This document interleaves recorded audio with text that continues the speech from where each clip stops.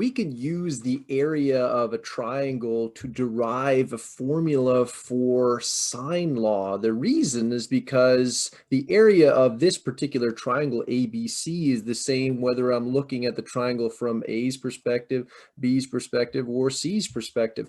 This here is the area from A's perspective. If I was to consider from point B's perspective, it would be sides A and C with the angle B between them, right? So AC sine B over 2 is the same area. And that area is the same as if we were going to go from C's perspective with sides A and B between them. So AB sine C over 2 is also the exact same area. They will give us the same area no matter what angle we look at it from.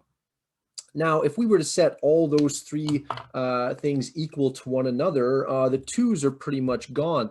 What we can also do is divide all three of the same areas by ABC.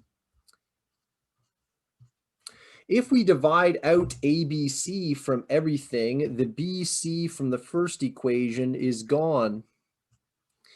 And the A and C from the second equation is gone.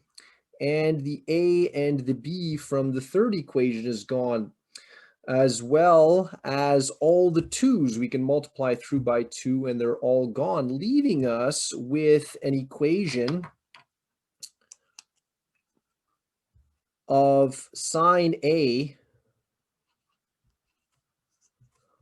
over side A is equal to sine angle B over side B, which is also equal to the sine of angle C over side C. This is a derivation of sine law.